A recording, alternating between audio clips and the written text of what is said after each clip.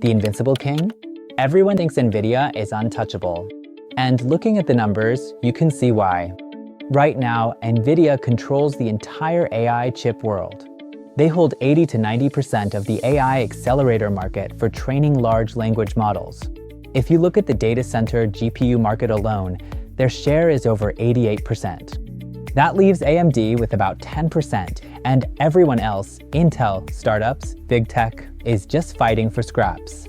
But here's the truth that Wall Street is just starting to wake up to.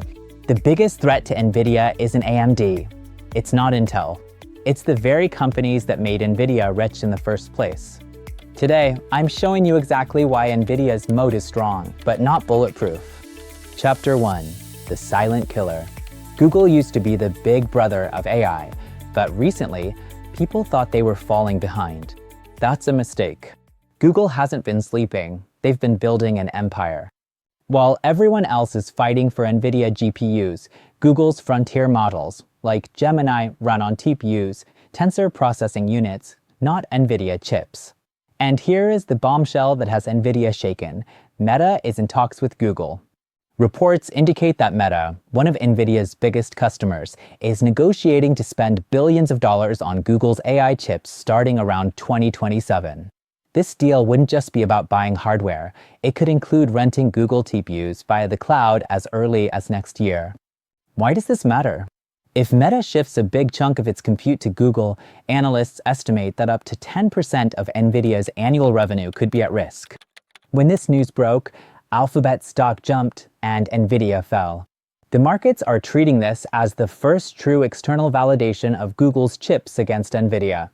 Chapter 2. The Tech Showdown. So, can Google actually beat Nvidia? Let's look at the specs. First, raw performance. If you want raw power, flexibility, and maturity, Nvidia wins. Their new Blackwell, B200, chips are beasts. They have the best software ecosystem, CUDA, by a mile. Second, efficiency and cost, but here is where Google strikes back. Google's TPUs, like the V6 Trillium, win on efficiency and cluster scale performance specifically for Google-optimized models. For companies running multi-billion parameter models, TPUs are often cheaper. Third, the strategy Nvidia is the king of general purpose. They have to make chips that work for everyone. Google is the quiet killer building custom, optimized chips that are cheaper at scale.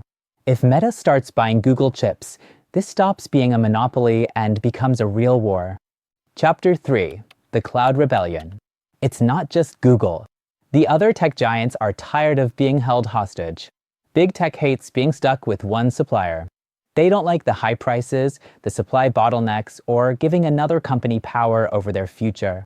Amazon runs the world's largest cloud platform. They're done paying the Nvidia tax. They've built the Trainium 2 chip for training and Inferentia for cost-efficient inference. In fact, Anthropic already trains its models on AWS' own silicon. Microsoft is playing the same game. They unveiled the Azure Cobalt CPU and the Maya 100 accelerator, optimized specifically for OpenAI. Their message is clear: we love Nvidia, but we're not relying on Nvidia forever. Right now, these custom chips make up less than 10 to 12% of the market. But that number is going to rise. Chapter 4. The Wild Card. Finally, we have to talk about the geopolitical wild card. The US export bans were supposed to crush China's AI ambitions.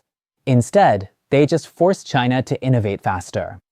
Huawei is aggressively building its own AI power.